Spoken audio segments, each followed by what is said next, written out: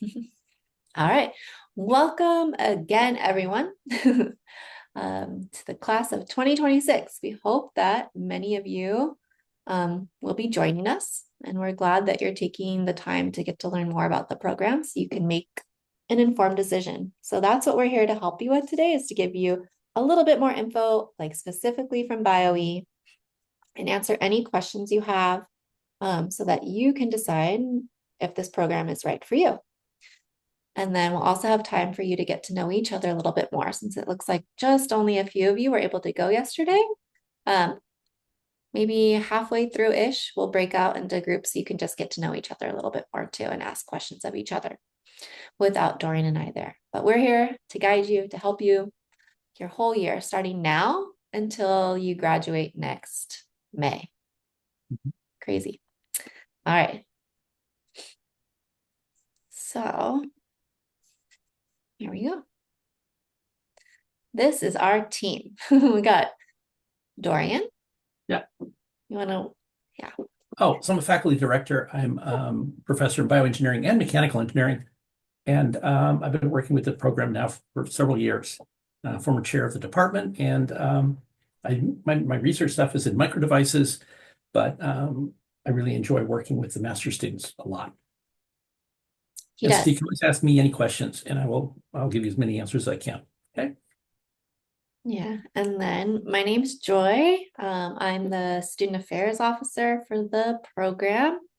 So you will be hearing a lot about, you have your department and you have the Fung Institute, right? So you have a lot of different people that are going to help make your year a success. And so on the departmental side, that's me and mostly just Dorian and I.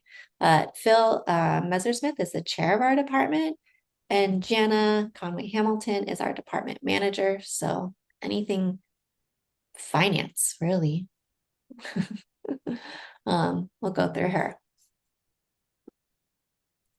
And here's a glimpse of the Fung team, some of whom you've met yesterday. So they also will provide academic advising, your capstone project administration, onboarding, all of this, and all the fun stuff goes through the Fung Institute. So all the fun stuff, like you'll be most likely joining some affinity groups. You most likely be joining, there's coffee, connections and coffee that they host once or twice a month just to get to know other people within the program. So they're a great group of folks over there. You'll be well taken care of by the Fung Institute and the department. Right? So you might have been at Mud yesterday. This is the picture on the left is Mud Hall. Not the That's best where name, all, but it's a really beautiful building. yeah. Where your student offices are, student workspace that's dedicated just for you. And the building on the right is where I'm sitting right now up on the third floor. That's where the administrative office of the BioE department is. So you'll hear from us in many, many different ways, but we just want to make sure you're aware of all the ways you can connect with us moving forward. So the Fung Institute website, especially right now as new admitted students, is something that you're going to want to be checking. There's a plethora of information up there, which I'm sure you've seen because that's how you got to register for this event. So make sure that you look there. There's also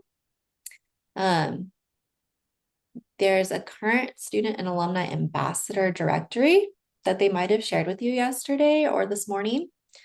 But I will go ahead making sure that you guys can. It's password protected. So I'll go ahead and put this in the chat for everyone right now so you can just save it. It's password protected. So the password's right there, MEng 2024. So you can connect with people that have been in the program, that have been out a while, and just kind of talk with them about their career trajectory, what they went through, what their advice was. So different perspectives, right? We're giving you the technical department perspective of the program, but um, we weren't students. We're not students. So you can get um, These are also the people who will help you find jobs and get connections and network in the future after you graduate. exactly. And then the international office, it's just another group of folks to help you, right? Navigate any visa travel questions that you might have. And then there's just the general emails of the Fung Institute or the Bioengineering Department for MEng, which will come straight to me. I answer all those. So that's that. So today we'll talk a little bit about the financials, mostly about the curriculum and mostly about getting to know you, getting to know your cohort of students, and then a Q&A. So that's what we got today. And just feel free throughout the time. Like if you have questions like right then and there, you can use the raise your hand. Or Are just you ask a using question. lowercase? Try the case because I know it worked. I just did it. Yeah, lowercase.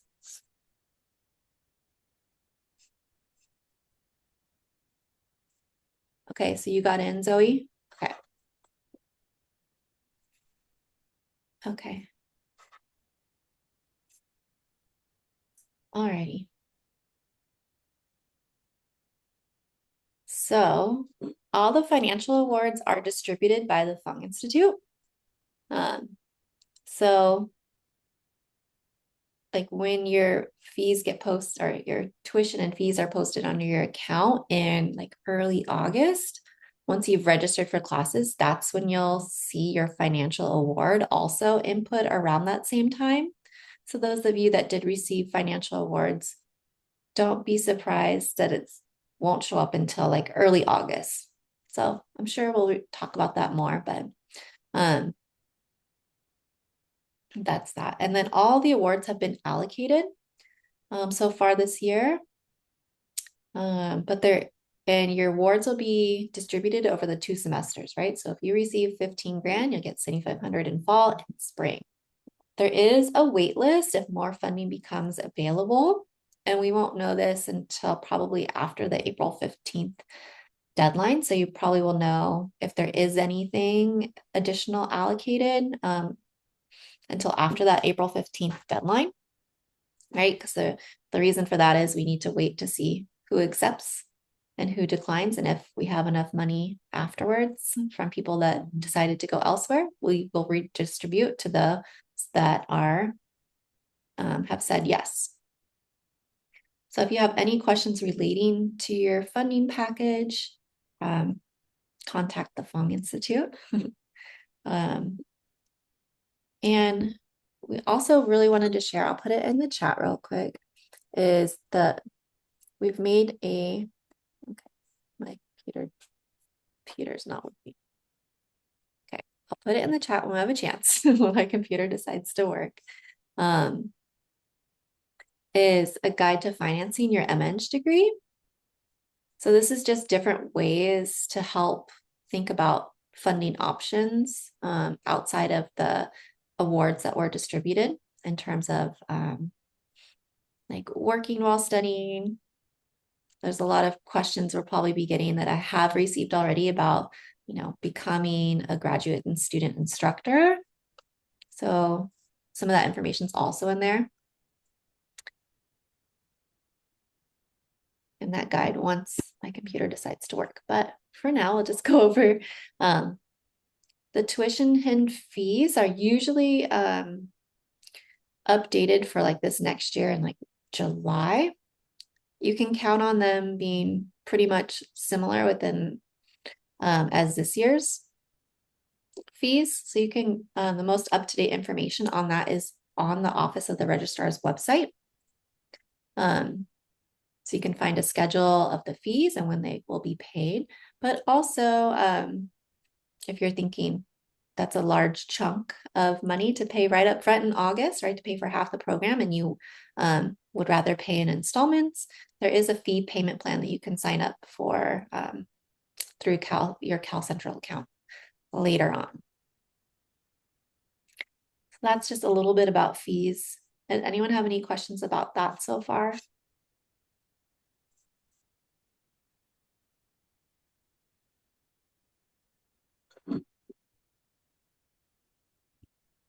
Okay, well, we have more time for Q&A. So let's talk about curriculum. Oh yeah, health insurance.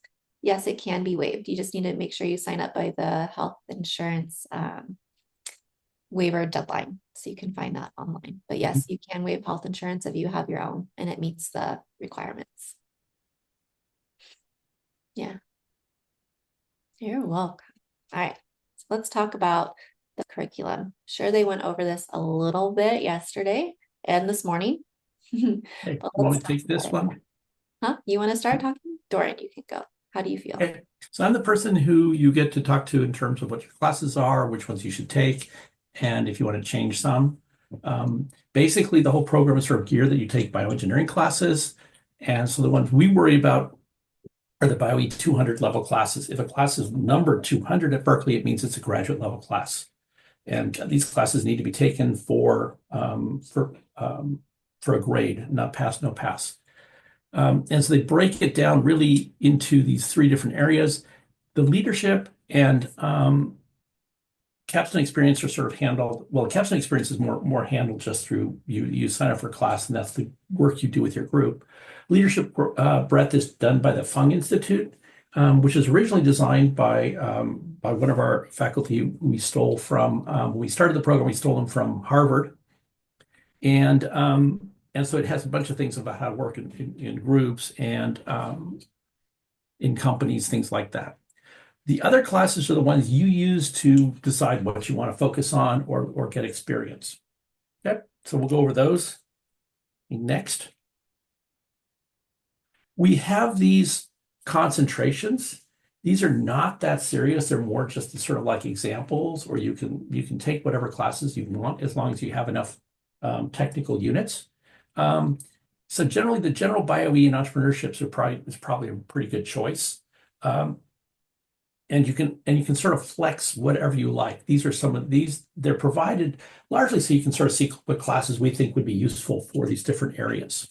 And of course, a lot of people want to do bioinformatics and computational biology, and then there's and devices, those sort of things, which we list twice. Okay. Next.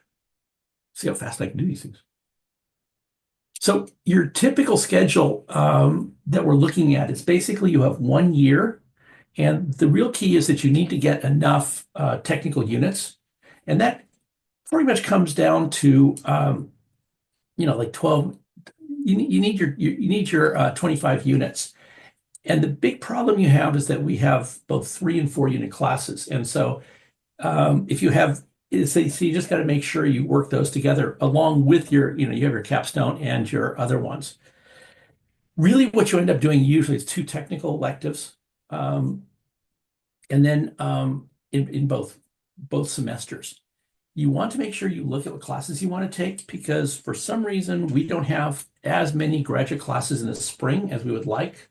And so you want to make sure you can sort of like scope out which classes you want to take. And if you really want to, I can get you one class outside of the bioengineering department. It's much easier if it's, oh, thank you, perfect. It's especially good if it's in engineering. And you just got to make sure it's graded and that it's, and I approve it.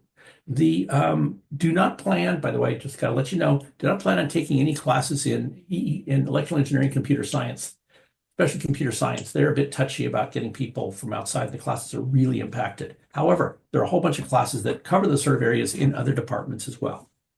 Again, it's much easier for me to approve classes that are in engineering, either E classes or mechanical engineering, any of our mechanical engineering or engineering classes. And sometimes people want to get something from the business school. That's also possible, but it sort of should be related to bioengineering, sort of biomedical type stuff. So you want to check the class schedule to make sure the class is being taught, because they change. grad classes are a little bit more flexible. And also make sure that you can enroll, because some of the really cool sounding classes are often associated with other master's programs. And it's sometimes hard to get into them, or you have to register, they only allow you to finally register for the class fairly late. And we have a list of classes that we've approved in the in previous years. Any questions about classes and stuff? Okay, Yes, I'll give I some just put examples. in the chat the teaching plan for next year. So you can start to get a look at that. Mhm. So if you scroll down, like you'll see all the undergrad classes at first, but if you scroll down, you'll see all the ones, the graduate level classes that we're planning to be taught next year.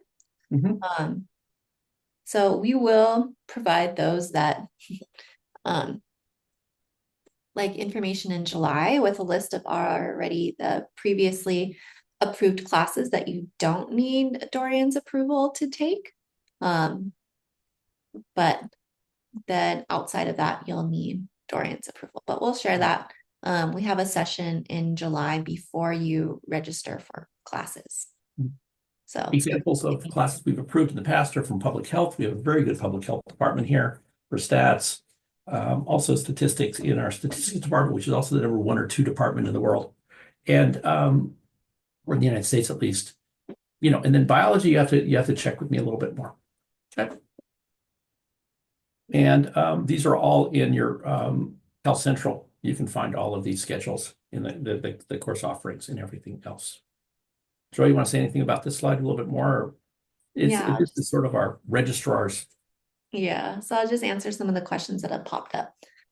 So it is one graduate class outside of the department for the year, right? Because depending on the unit value of the classes you're taking, you're probably looking at just 4 classes, right? 2 in fall and 2 in spring, as we had shared previously.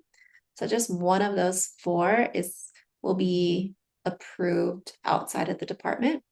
So either through previously approved technical classes that we shared, or um, if you find one that you think would be really beneficial for you, then you need to just petition to Dorian. What is SCET classes? So SE's, it's possible, Catherine, if they're 200 level. A lot of those are 100 level classes. So if it's 200 level, you can just run it by Dorian. No, there's not a unit cap. Computational modeling, um, it happens all over the place. And so you can find, and you can also find a lot of our graduate classes use computational modeling and also, sort of the canned codes and stuff. And also you can learn those things also when you're doing your capstone because they're fairly straightforward to work with. There's no unit cap per semester. And then also the other thing to be aware of, we have a couple of really good classes that are 2 units that are taught by our adjuncts, Syed Husseini, and then I think David Kern will be teaching one. And those are really cool, but you got to make sure you're aware of the fact that they're graded so you can get a grade for them, but they're also only 2 units. So they're actually good if you have 3-unit classes, and then you can add one of those. They don't take a lot of work, actually. Yeah, so the one in the fall with Syed Husseini is clinical needs-based therapy solutions. Mhm. And then the one in the spring, what's that one? David Kern has started a bunch of companies, and Yeah, biotech entrepreneurship. That's BioE 253. mhm. So that And one's he's pretty spring. brilliant about that stuff. Syed's class is really fun because he brings in all these really good physicians who talk about what sort of needs are there in the world, and then you work in a small group to come up with possible solutions or things that would address that need. And it's really fun. It's gotten really popular. It used to be only MTM, and now it's everybody. Um, and Syed's just brilliant at getting the right people there. And it's really fun. So it's basically 2 hours a week. You have a seminar and you get to hear people talk. And then later, then there are a few presentations. I help run that class too. It's really fun. Yeah, so Okay. for the technical units, and I think for all of your units for the degree, you have to take all those classes for letter grade. Mhm. So anything above and beyond what you're using for the degree, like if there's extra classes, because there is no unit cap per semester, right? Um, Mhm. you can take those classes pass, no pass to lighten your load if there's other things that you're interested in learning. Yeah, that's actually a really good idea because it reduces stress. But I find I can't just audit classes because I won't get the work done. I won't do it. But if you have to at least have pass, no pass, then you have to just you can just take those classes. Yeah. The summer Um, boot camp are a bunch of different classes that are focused. It sort of takes you all day, but they're or not all day, but they're multiple classes on things like how do you work with other people, entrepreneurship, those sort of things. yeah, there's R&D, organizational behavior, entrepreneurship, tech management. There's a whole bunch of different classes that are in the summer boot. The summer boot camp is just 270A and 270B. The winter boot camp is when you can take like two of like 10 or 12 different types of courses, but everyone takes the same two in summer. And this summer, there will be um, remote classes and also in-person classes. So I would encourage you to all be here and start in person together. But we know that everyone's schedule is different and some people run into later visa things issues. So that's why we offer remote sessions as well.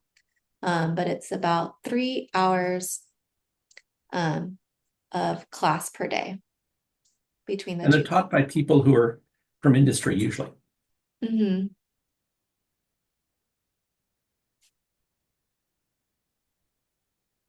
All right.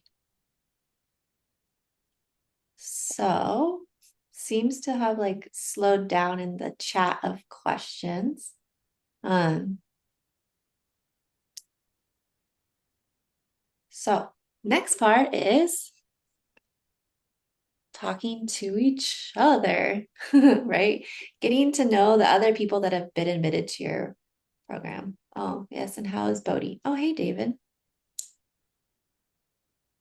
Oh, Bodhi's Uh, doing great. He's under my table now.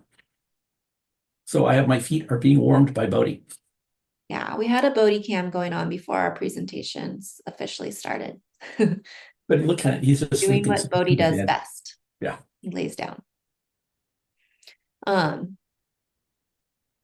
So, potential topics to talk to your fellow cohort about is your undergrad institution, why you applied to MEng, what sort of work experience you had, your career trajectory, where you think you're going to live, what other questions you have about that can help you answer, am I joining MEng or joining somewhere else? Um, you can ask other people that have been admitted to the program. And then we'll come back and have a large session Q&A. Okay. The question in the chat about working, we can talk about that. You might want to talk to me directly about that, and I have to see. We'd have to think about how much time you need to spend. Because I actually worked while I got my PhD, so I'm sort of aware of this sort of stuff. Okay, right. Yeah, I I give think, you all the contact information so you can call me. all right. So we have about 30 people in the chat. So let's break it out into groups of five, around five. And it's going to be signed automatically. So go ahead and just join the room, talk to your fellow people, your fellow admitted students, and then we will come back.